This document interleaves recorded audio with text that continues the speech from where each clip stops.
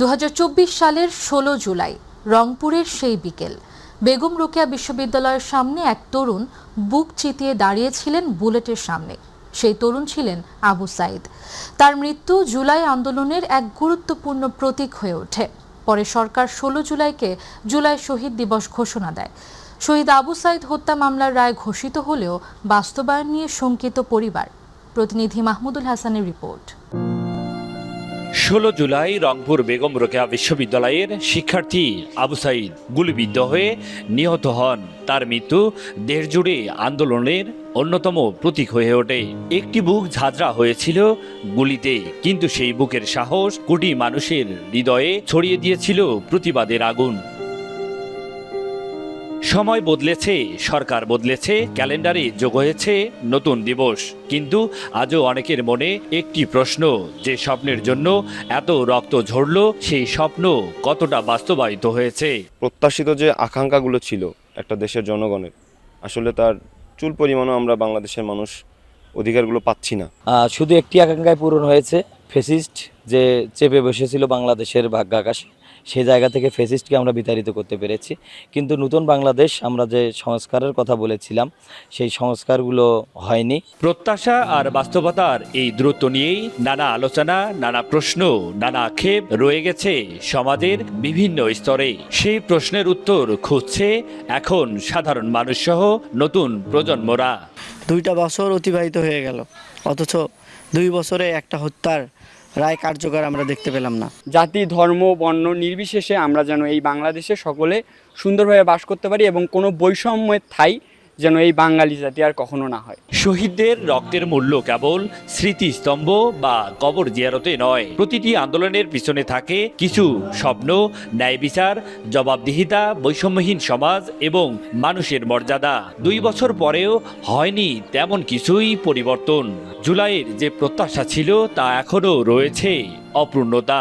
বৈষম্যহীন বাংলাদেশ, অথচ তার উল্টোটা হলো এখন এমন লুটপাট শুরু হয়ে গেছে সারা দেশে, অনিয়ম, দুর্নীতি এবং প্রত্যেক রন্ধ্রে রন্ধ্রে এমন কোনো অফিস নাই যে অফিসে দুর্নীতি, অনিয়ম নেই। এটার জন্য তো আবু সাইদের জীবন দেয়নি। ছেলে আর ভাই হত্যা মামলার রায় দ্রুত কার্যকরের দাবি শহীদ আবু সাইদের পরিবারের। আমার ছেলে মারছে, কার্যকারী যেন বিচারটা জানি সঠিকভাবে যেন করে। যে রায় দিয়েছিল সে রায় আমরা সন্তুষ্ট নয়। জিলে পুরে দোষী, ছেলে দোষী আছে, পলাত আছে। এখন কয়েকজনের রায় ঘোষণা করছে, সে রায়ের তো কোনো অগ্রগতি কিছুই নেই। জুলাই বিপ্লবের যে আকাঙ্ক্ষা ছিল একটা বৈষম্যহীন বাংলাদেশ গড়ার, সেই বৈষম্যহীন বাংলাদেশের আমরা পরিপূর্ণ রূপ দেখতে পাইনি। আবু সাইদ আর কখনো ফিরবেন না, কিন্তু তার রক্তে লেখা সেই 16 জুলাই বারবার ফিরে আসবে। 2 বছর পরেও সেই ইতিহাস নীরবে প্রশ্ন করে, শহীদ আবু সাইদরা যে স্বপ্ন নিয়ে নিজেদের জীবন উৎসর্গ করেছিল সেই স্বপ্ন বাস্তবায়নে কতটা মর্যাদা দিতে পেরেছি, সেই প্রশ্নের উত্তর সময় দেবে। জুলাই শহীদদের স্বপ্ন পূরণই হোক তাদের প্রতি প্রকৃত শ্রদ্ধা। মাহমুদুল হাসান, মাই টিভি, রংপুর। জুলাই গণ অভ্যুত্থানের প্রথম শহীদ আবু সাইদের দ্বিতীয় শাহাদাত বার্ষিকীতে রংপুরের পীরগঞ্জ উপজেলার বাবনপুর গ্রামে তার কবর জিয়ারত ও শ্রদ্ধা নিবেদন করেছেন নানা শ্রেণী পেশার মানুষ। সকাল থেকে বিভিন্ন রাজনৈতিক, সামাজিক, সাংস্কৃতিক ও শিক্ষা প্রতিষ্ঠানের প্রতিনিধি সহ নানা শ্রেণী পেশার মানুষ শহীদের কবর জিয়ারত করেন। দিনের শুরুতে পীরগঞ্জ উপজেলা জামায়াতে ইসলামী নেতারা আবু সাইদের কবর জিয়ারত করেন। পরে বেগম রোকেয়া বিশ্ববিদ্যালয়ের শিক্ষক, শিক্ষার্থী ও কর্মকর্তারা শহীদের স্মৃতির প্রতি গভীর শ্রদ্ধা নিবেদন করেন। এছাড়া সাধারণ মানুষ আবু সাইদের কবরে ফুলেল শ্রদ্ধা নিবেদন করেন। আবু সাইদের আত্মত্যাগের কথা স্মরণ করে জুলাই গণ অভ্যুত্থানের চেতনাকে সমুন্নত রাখার প্রত্যয় ব্যক্ত করেন সবাই।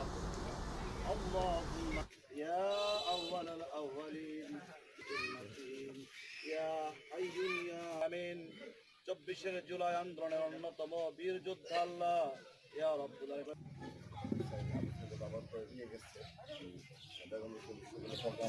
এই 16 জুলাই 2024 শহীদ আবু সাইদ এবং চট্টগ্রামের শহীদ ওয়াসিম, এই দুটো মৃত্যু পুরো বাংলাদেশকে নাড়িয়ে দিয়েছিল। আমরা এই আবু সাইদের এই সমাধিস্থলে থেকে প্রতিজ্ঞা করছি, আমরা কখনো জুলাই আগস্ট গণঅভ্যুত্থানে যারা শহীদ হয়েছে তাদের রক্তের সাথে ছাত্রদল কখনো বেইমানি করবে না।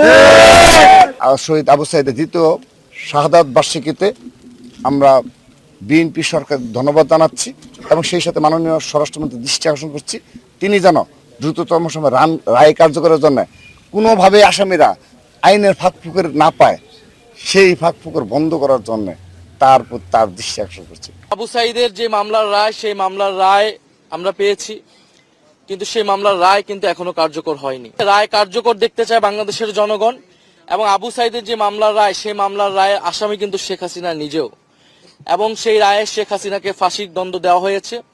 এবং আমরা আশা করব সরকার দ্রুত সময়ের মধ্যে শেখ হাসিনাকে দেশে এনে ফাঁসির রায় কার্যকর করবে। দর্শক, এই মুহূর্তে বাবনপুর, পীরগঞ্জ, রংপুর থেকে আমাদের সাথে সরাসরি যুক্ত হচ্ছেন প্রতিনিধি মাহমুদুল হাসান। মাহমুদুল, ওখানকার সর্বশেষ কি খবর আছে আপনার কাছে আমাদের জানাবেন। যে উর্মি, আপনি আসলে যেমনটা জানতে চেয়েছেন যে আপনি জানেন যে সেই 2024 সালের 16 জুলাই বেগম রোকেয়া বিশ্ববিদ্যালয়ের সামনে 1 নম্বর গেটের সামনে পুলিশের গুলিতে নির্মমভাবে নিহত হন শহীদ আবু সাইদ। সেই আবু সাইদের সমাধিস্থলে রয়েছে এবং সকাল থেকেই, যেহেতু আজকে 16 জুলাই শহীদ দিবস, সে কারণে কিন্তু বিশেষ করে বিভিন্ন রাজনৈতিক দলের নেতৃবৃন্দ, বিভিন্ন সামাজিক সংগঠনের যারা রয়েছেন এবং নানা শ্রেণী পেশার মানুষ কিন্তু আসলে এই সমাধিস্থলে সকাল থেকেই কিন্তু তারা ফুল নিয়ে আসছেন এবং শ্রদ্ধা ভরে শহীদ আবু সাইদের যে আত্মত্যাগ এবং শহীদ আবু সাইদের যে আত্মবলিদান, তার আত্মার মাগফিরাত কামনা করে কিন্তু দোয়া করছেন। তবে এখন যেহেতু বিকেলের সময়টি এখন নাই, তবে একটু যদি বলে রাখি যে এই শহীদ আবু সাইদের কবরে আমরা দেখেছি সকালে বেগম রোকেয়া বিশ্ববিদ্যালয়ের শিক্ষক, শিক্ষার্থী, কর্মকর্তা, কর্মচারী যারা রয়েছিলেন তারা প্রথমত এখানে শ্রদ্ধা নিবেদন করেছেন এবং এরপরে আমরা দেখেছি বিভিন্ন রাজনৈতিক দলে, বিশেষ করে সকাল 7টা নাগাদ বাংলাদেশ জামাত ইসলামীর যারা নেতৃবৃন্দ রয়েছেন, এই আসনের যে সংসদ সদস্য রয়েছেন মাওলানা নুরুল আমিন, তার নেতৃত্বে তারা কিন্তু আসলে একটি টিম এখানে এসেছিলেন এবং তারা কবর জিয়ারত করে কিন্তু সেখান থেকে চলে গিয়েছেন। এবং সর্বশেষ যদি বলা যায় যে সেখানে এরপরে আমরা দেখেছি যে ছাত্র সংগঠন, জাতীয়তাবাদী ছাত্র দলের যে কেন্দ্রীয় সভাপতি রয়েছেন রাকিবুল ইসলাম রাকিব, তিনি কিন্তু সেখানে ছাত্র দলের নেতৃবৃন্দ তার সাথে কিন্তু নিয়ে তিনি কবর জিয়ারত করেছেন এবং এরপরে কিন্তু সেখানে গণমাধ্যম কর্মীদের তিনি বলছেন যে বর্তমান সরকার, বিএনপি সরকার, যে এই যে জুলাই শহীদ এবং বিশেষ করে আবু সাইদ হত্যা মামলার যে রায়, সেটি দ্রুত রায় হয়েছে এবং সেটি দ্রুত কিন্তু বাস্তবায়ন চান, কিন্তু তিনি কিন্তু সেটি বলছেন। এরপরে আমরা দেখেছি যে জামাতের নেতৃবৃন্দ ডাক্তার এস এম খালেদুজ্জামান, তিনি ঢাকা মহানগর উত্তরের যে নায়েবে আমির, তিনি এসেছিলেন। সাথে ছিলেন বাংলাদেশ জামাত অর্থাৎ ইসলামী ছাত্র শিবিরের যে কেন্দ্রীয় সভাপতি রয়েছেন নুরুল ইসলাম সাদ্দাম, তিনি এসেছিলেন এবং তিনি গণমাধ্যম কর্মীদের সাথে কথা বলেছেন। এবং এরপরে কিন্তু আমরা দেখেছি যে জাতীয় নাগরিক পার্টি এনসিপির যে আহ্বায়ক নাহিদ ইসলাম, সাথে ছিলেন সার্জিস আলম, নাসিরউদ্দিন পাটোয়ারি, তারা যেটি বলছেন যে এই যে জুলাই শহীদদের যে আকাঙ্ক্ষা, সেটি বাস্তবায়ন এই বাংলাদেশে যেন হয়, সেটি কিন্তু তারা প্রত্যাশা করছেন। তবে সরকারের নানা সমালোচনাও কিন্তু আমরা করতে দেখেছি। তারা যেটি বলছেন যে 3টি সংস্কারের কথা ছিল, সেই 3টির মধ্যে একটি বাস্তবায়িত হয়েছে, এরপরে যে গণভোট এবং গণরায়, সেটি কিন্তু আসলে বাস্তবায়ন করছে না সরকার, সেটি কিন্তু জনগণের সাথে প্রতারণা করছে, এটিও কিন্তু তিনি বলছেন। এবং তিনি যেটি বলতে চেয়েছেন যে শহীদ আবু সাইদরা যে উদ্দেশ্যে নিজেদের জীবন বলিদান দিয়েছেন, নিজেদের জীবন উৎসর্গ করেছেন, সেই শহীদ আবু সাইদের স্বপ্ন যেন কোনোভাবে বৃথা না যায়। এদেশের সংকটে ছাত্র জনতা যেভাবে আবু সাইদের যে এই যে দুহাত প্রসারিত করে বুক চিতিয়ে দিয়ে যে রাজপথ রঞ্জিত করেছিল, সেই আবু সাইদের যে স্বপ্ন ছিল বৈষম্যহীন একটি বাংলাদেশ গড়ার, সেই বাংলাদেশ যে যেন প্রত্যাশিত বাংলাদেশ যেন হয়, সেটি কিন্তু প্রত্যাশিত তারা যারা এসেছিলেন তারা কিন্তু বলছেন। এরপরে যেহেতু জুলাই পদযাত্রা হিসেবে তারা এই শহীদ আবু সাইদের কবর জিয়ারত করে কিন্তু কিছুক্ষণ আগেই পরিবারের যারা সদস্য রয়েছিলেন তাদের সাথে সাক্ষাৎ শেষে কিন্তু তারা আসলে চলে গেছেন। এরপরে আমরা জানি যে হয়তোবা বিকেল 4টা নাগাদ এখানে আসবেন কবর জিয়ারত করতে বাংলাদেশ বর্তমান সরকারের যে মুক্তিযুদ্ধ বিষয়ক যে মন্ত্রণালয়ের মন্ত্রী রয়েছেন আহমেদ আজম খান, তিনি হয়তোবা বিকেল 4টা নাগাদ তিনি আবু সাইদের কবর জিয়ারত করবেন, এরপরে পরিবারের সাথে সাক্ষাৎ করবেন। এই যে দিনব্যাপী জুলাই দিবস উপলক্ষে যে আসলে শহীদ আবু সাইদের কবরে এসে শ্রদ্ধা নিবেদন, তার আত্মার মাগফিরাত কামনা করে যে দোয়া করছেন, সবারই একটাই প্রত্যাশা যে আবু সাইদরা যে কারণে জীবন দিয়েছেন, জীবন উৎসর্গ করেছেন, সেই স্বপ্ন একটি বৈষম্যহীন একটা বাংলাদেশ যেন নির্মাণ হয়, যে দেশে কোনো হানাহানি, কোনো হত্যা, কোনো চিন্তায় একজন নাগরিক যেন তাদের যে সেবা সেটি যেন পায়, কোনো নাগরিক যাতে কোনোভাবে হয়রানি না হয়, একটি সুন্দর সুখী সমৃদ্ধ বাংলাদেশ গড়ার প্রত্যয় কিন্তু যারাই এই আবু সাইদের কবরে এসেছেন তারাই কিন্তু সেটি বলছেন। এবং আমরা দেখেছি যে এখানে যারা জুলাই শহীদের অর্থাৎ আবু সাইদের যারা সহকর্মী রয়েছিলেন তারাও যেটি বলছেন যে আসলে এই আগামীর বাংলাদেশ যাতে একটি বৈষম্যহীন একটি বাংলাদেশ হয়, বর্তমান সরকার যে এই জুলাই যে আকাঙ্ক্ষা ছিল সেটি যেন বাস্তবায়ন করে, এমনটাই ছিল আসলে আজকের এই শ্রদ্ধা নিবেদনে আসা সকল শ্রেণী পেশার মানুষের চাওয়া। এই ছিল আমার কাছে আমাতুল শহীদ আবু সাইদের সমাধিস্থল থেকে আজকের জুলাই দিবসকে ঘিরে সর্বশেষ পরিস্থিতি। মাহমুদুল, আপনাকে ধন্যবাদ। দর্শক, পীরগঞ্জ রংপুর থেকে সরাসরি যুক্ত ছিলেন প্রতিনিধি মাহমুদুল হাসান। চলে যাচ্ছি পরবর্তী সংবাদে।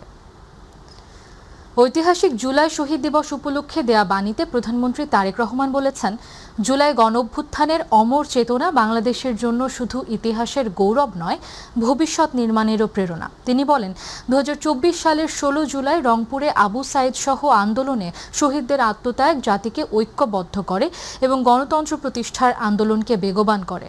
তাদের আত্মত্যাগের ধারাবাহিকতায় জনগণ অধিকার ও গণতান্ত্রিক আকাঙ্ক্ষা পুনঃপ্রতিষ্ঠার সুযোগ পেয়েছে। শহীদদের রক্তের মর্যাদা রক্ষায় সরকার প্রতিশ্রুতিবদ্ধ উল্লেখ করে তিনি নিরাপদ, মানবিক, স্বনির্ভর ও গণতান্ত্রিক বাংলাদেশ করার অঙ্গীকার পুনর্ব্যক্ত করেন। একই সঙ্গে সব শহীদের রুহের মাগফিরাত এবং আহতদের দ্রুত সুস্থতা কামনা করেন। রাজধানীর রায়েরবাজার শহীদ বুদ্ধিজীবী কবরস্থানে জুলাই অভ্যুত্থানের বেওয়ারিশ ও অজ্ঞাতনামা শহীদদের গণকবর জিয়ারত ও শ্রদ্ধা জানিয়েছে বিভিন্ন সংগঠন। রায়েরবাজার গণকবরস্থানে জুলাই শহীদ দিবস উপলক্ষে শহীদদের গণকবরে পুষ্পস্তবক অর্পণ শেষে মুক্তিযুদ্ধ বিষয়ক মন্ত্রী আহমেদ আজম খান বলেন, জুলাই গণঅভ্যুত্থান আগামীর বাংলাদেশে গণতন্ত্র প্রতিষ্ঠা ও দেশকে সমৃদ্ধ করার চেতনা হিসেবে কাজ করবে। আর জুলাই চেতনায় উদ্বুদ্ধ হয়ে বিএনপি সরকার সবাইকে নিয়ে এগিয়ে যাবে। জুলাই শহীদদের স্মরণে কবর জিয়ারত ও দোয়া মোনাজাত করেন ডাকসুর কার্যনির্বাহী কমিটির সদস্যরা। এ সময় শহীদ পরিবারের স্বজনরা উপস্থিত ছিলেন। পরে ডাকসুর ভিপি সাদিক কায়েম বলেন, বিপ্লবের 2 বছর হলেও সরকার জুলাই বিপ্লবকে এখনও ধারণ করতে পারেনি। এর আগে শহীদদের কবর জিয়ারত করেন ছাত্র শিবির নেতাকর্মীরা। জুলাই বিপ্লবের স্মৃতিগুলো ধারণ করার জন্য জুলাই স্মৃতি জাদুঘর হয়েছে।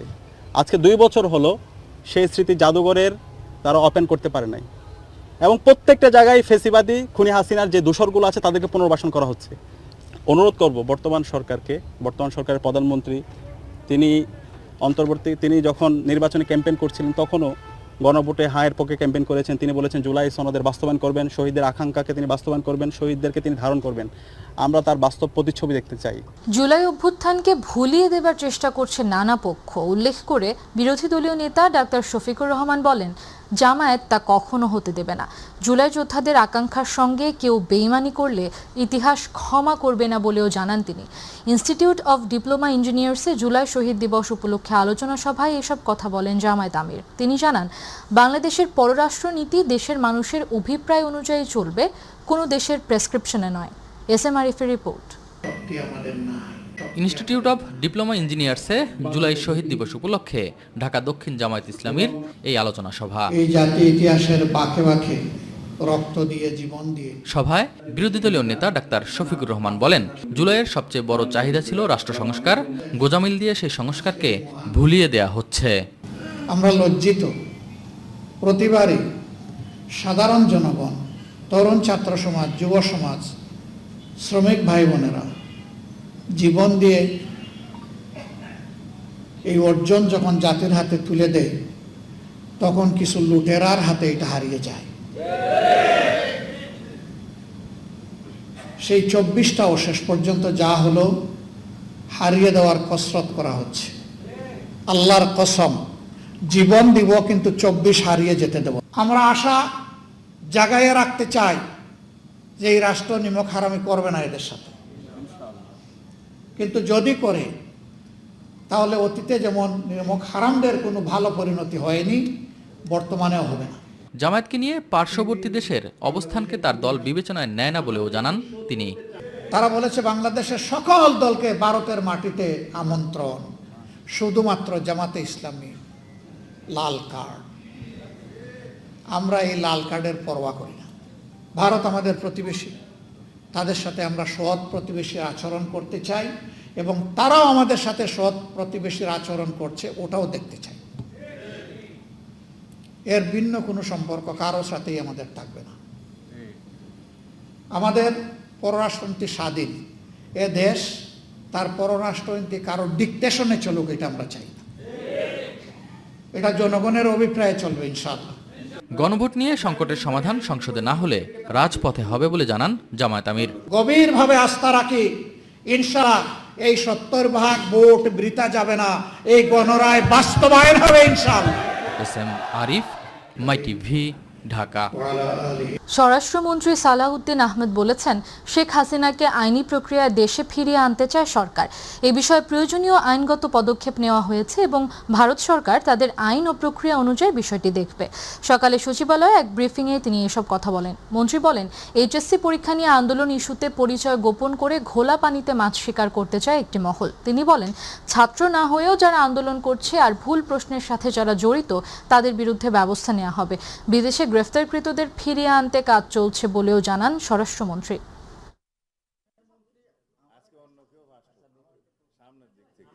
দুইজন না, ভারতে আছে 3 জন আর আবুধাবি মানে ইউএইতে আছে 1 জন, 4 জন। আমরা দেশে ফিরিয়ে নিয়ে আসার জন্য আমাদের যা কিছু করণীয় আইনানুগভাবে সব কিছু আমরা সম্পন্ন করেছি, যে এক্সট্রাডিটেড হওয়ার জন্য এক্সট্রাডিশন চুক্তি অনুসারে এবং ইউএন চার্টারের অনুসারে যেটা ইউএর সাথে করা হয়েছে। তো সেগুলো আশা করি আমরা খুব অল্প সময়ের ভিতরে সাড়া পাবো, তা আমরা চেষ্টা করছি। ক্যান্টনমেন্ট সহ দেশের যেসব স্থানে সেনা অবস্থান আছে সেসব স্থানে বৃক্ষরোপণ করা হবে বলে জানিয়েছেন সেনাবাহিনী প্রধান জেনারেল ওয়াকারুজ্জামান। সকালে ঢাকা ক্যান্টনমেন্টের নির্ঝর এলাকায় বৃক্ষরোপণ অভিযানের উদ্বোধন করে তিনি এ কথা বলেন। সেনাপ্রধান বলেন, বনায়ন বৃদ্ধিতে প্রতি বছরের মতো এবারও সেনাবাহিনী বিভিন্ন কর্মসূচি নিয়েছে। কেবল গাছ লাগানো নয়, পরিচর্যার মাধ্যমে গাছকে বড় করারও দায়িত্ব সেনাবাহিনী গ্রহণ করে থাকে। তিনি আরও বলেন, পরিবেশ ও জলবায়ু পরিবর্তন মোকাবিলায় সেনাবাহিনী সবসময় কাজ করে যাবে। এই লক্ষ্যে রোপণ করা হবে 11 লাখ গাছ। 11,35,36,000 বৃক্ষ আমরা সারা বাংলাদেশের বিভিন্ন সেনানিবাসে, জলসিঁড়িতে আমরা রোপণ করব। এটা একটা অত্যন্ত মহৎ কাজ। এটা আমাদের পরিবেশ বান্ধব। এখানে অক্সিজেন জেনারেট হয়, এই গাছ থেকে অক্সিজেন জেনারেট হয় এবং পরিবেশের সুরক্ষা দেয়। তো এই জন্য এটা আমরা অত্যন্ত গুরুত্বের সাথে আমরা এটা পালন করে থাকি। ইনশাআল্লাহ আমরা আজকে বৃক্ষরোপণ এই অভিযান আজকে শুরু হবে এবং এটা চলতে থাকবে। সময়টা আপনাদেরকে বলা হয়েছে। তো ইনশাআল্লাহ আমরা সবাই এইটাকে সুন্দরভাবে পালন করব। গণ অভ্যুত্থান দেশের সব রাজনৈতিক দলের সম্মিলিত অর্জন উল্লেখ করে গণতান্ত্রিক বাংলাদেশে ঐক্য ধরে রাখার আহ্বান জানিয়েছেন প্রধানমন্ত্রীর উপদেষ্টা ও প্রধানমন্ত্রীর কার্যালয়ের মুখপাত্র মাহদি আমিন। তিনি বলেন, জনগণের অধিকার প্রতিষ্ঠা এবং নির্বাচনের আকাঙ্ক্ষা বাস্তবায়নে বিএনপি কাজ করে যাচ্ছে। ঢাকা রিপোর্টার্স ইউনিটির ফল উৎসবে এসব কথা বলেন তিনি। মাহদি আমিন বলেন, ফ্যাসিবাদ বিরোধী আন্দোলনে গণমাধ্যম গুরুত্বপূর্ণ ভূমিকা রেখেছে। বিএনপির সময় দেশের গণমাধ্যম সবচেয়ে বেশি বাক স্বাধীনতা ভোগ করেছে বলেও মন্তব্য করেন তিনি। পরিবর্তিত রাষ্ট্র ব্যবস্থায় জনগণের ভোটাধিকার ও নির্বাচনের প্রত্যাশা বাস্তবায়নে বিএনপি কাজ করে যাচ্ছে বলেও জানান তিনি।